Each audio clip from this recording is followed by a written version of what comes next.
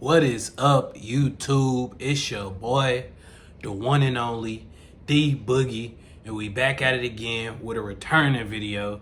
Now, I've been doing a little rebranding and whatnot, and I decided to come back to y'all because y'all have asked me to basically come back and give y'all a little financial tips, basically. And for my first video back, I decided to do the difference between a Roth IRA and a traditional IRA and how to open your own or first retirement account for beginners.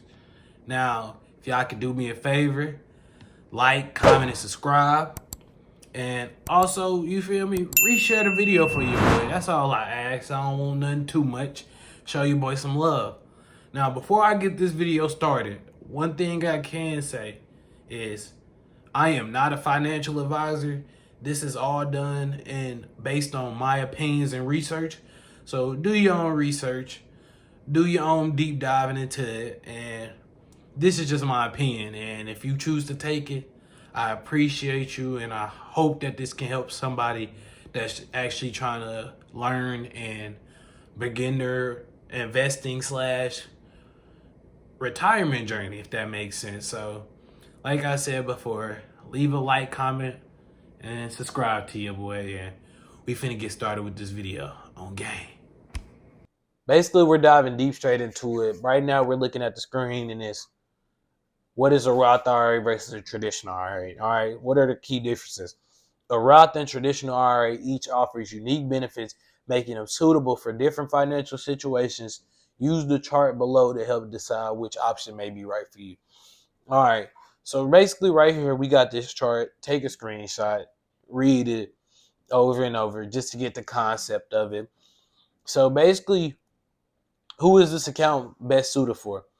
So a Roth IRA is essentially suited for somebody who's expecting to be in a higher tax bracket at the time of withdrawals.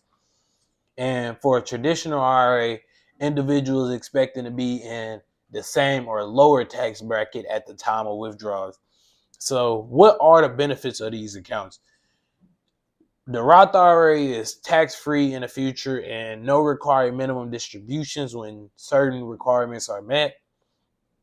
And for the traditional IRA, immediate tax benefits on contributions, which is basically saying by the time of withdrawal come by for the Roth IRA, it will be tax-free withdrawals. But for the traditional IRA, you will still pay taxes on those withdrawals. Okay, and as you see right here, and how do you contribute? How does contributions grow? One, the Roth IRA is tax-free, while the traditional IRA is tax-deferred. Now, what is the limit on these accounts? So both of them are $7,500. That's a good thing. And if you're over the age of 50, it goes up to $8,600. And so the Roth IRA is essentially more for lower income people, and the traditional IRA is for anybody. And as you can see here, who is eligible to contribute? Those with earned income below a certain level can qualify. And this is the Roth IRA, by the way. And for the traditional, it don't matter if you're Bill Gates, Elon Musk, you can have a traditional IRA. And so basically, the Roth IRA is tax-free. When you turn 59 and a half and you go to withdraw gains and contributions, that would be tax-free. Now, for the traditional IRA, you will be taxed, but you're hoping to stay in the same or lower tax bracket. Now I'm going to show you how I will go about opening one of these. And in this video, I'm going to end up using Fidelity because that's just one I personally use currently now. But there are other places you can and websites that you can open one of these accounts. You can use Vanguard, you can use Charles Schwab. It's just your personal preference. Like I said in this video, I just choose to use Fidelity, and just use what you're comfortable with and you feel is easy for you, if that makes sense. Now, as you see, I got Fidelity pulled up, Now, first thing you want to click on is open an account. Now, as you can see, once you click open account, it shows you got brokerage account, retirement IRAs, cash management, health savings account, crypto account, 529 college savings plan, all that. But we're not here for none of that. We're here for the retirements and IRAs. Now, once you click on retirement and IRAs, you got a rollover IRA, you got a Roth IRA, you got a traditional IRA. Like I said, whichever one is more preferable for you, then that's the one I feel like you should go with.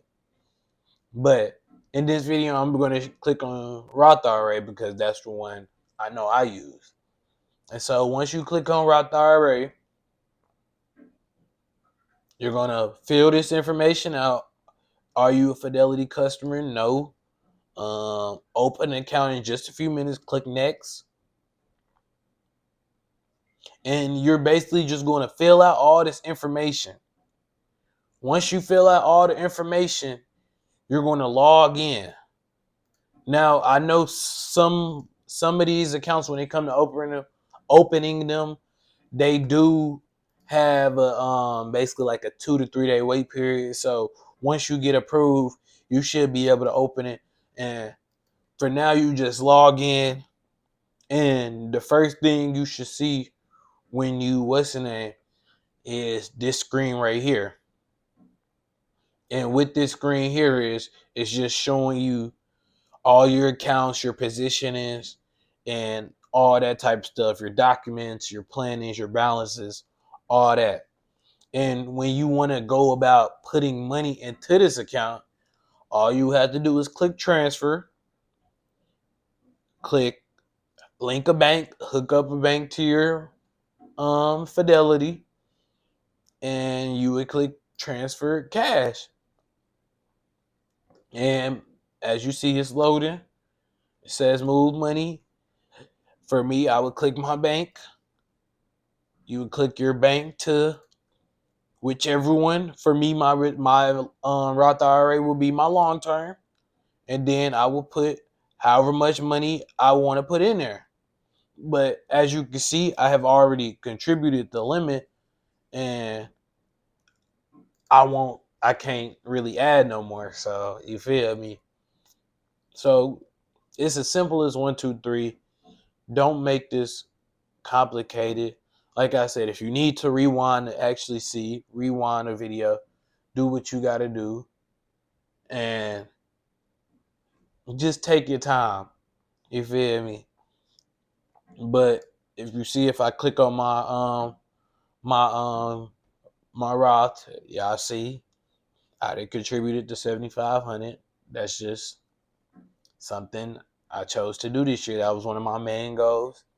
And for me, it showed me that it is possible, even with somebody that's in school and not making as much now. But for future me, it's going to definitely be a big help. So before I end this video, I want to show you necessarily how to go, what you can see your hypothetical numbers could be in a portfolio with distributing a certain amount into the account each month. And so basically it's this thing called an investment calculator.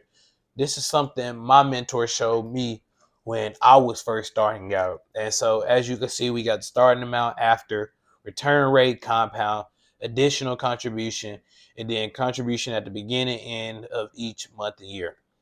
And so for us, we're starting with 0. We're going to do 40 years because I'm a so-called 20-year-old, and at an 8% return rate. I'm 21, by the way, and this is going to compound annually. And we're just going to start with $100. And remember, like I said, this is something my mentor showed me, that you can use this as a plan to on how your future portfolio could look. So this is what I'm using. And as you can see, at $0, $100 contributed, you can have an end balance of $322,107. And so, as you can see, the starting amount was zero. We contributed a total of $50K, but we almost made 5 times that. And so that's just $100. Now let's do $200. Now $200, you see the number almost doubles, and that's the power of compounded interest. You see how extra $100 almost doubled that number? And keep in mind, our starting amount is still zero, and our total contributions might have doubled. Don't get it twisted, but also our total amount of interest have doubled. Now, if you look down here, it shows you what the thing could look like. And keep in mind, this is $2,400 over 40 years. The interest the first year, a little shaky. Then interest is added on interest the second year and on down to 40 years.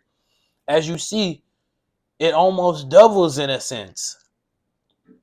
And as you get closer to 15, 20 years, the number is basically jumping up instead of just slowly doubling or adding a $200, $300 in interest each year. No, it likes the number almost doubles in a sense. And as you can see, the same thing with the imbalance. And so that is what the power of compounded interest can do. And now let's just say I was a 30-year-old and I did the same thing as the 20-year-old.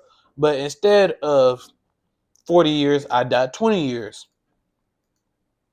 As you see, the number has dropped. I'm not going to say significantly, but I'm going to definitely say it has dropped over 30 to 35%. And that's what can happen if you choose to wait. Because the older you get is the more money you're going to have to put in. The younger you are and the younger you start, you don't have to contribute as much as somebody 5-10 years older than you, because time and interest is going to make up for that extra 10 years that you have. It's your boy D Boogie. I hope you know the difference between a Roth IRA. Like I said, if you have to rewatch the video, I recommend doing that just so you can get the gist of it. And don't just watch my video, watch other people's videos, see what other people has to say about the difference between a Roth IRA, a traditional IRA, how to go about opening it. Because you can never be too full on knowledge. It is a such thing as knowledge overload, but you can never be too full on knowledge as a whole. So I hope you enjoyed this video. It's your boy D Boogie, and I'm out this thing.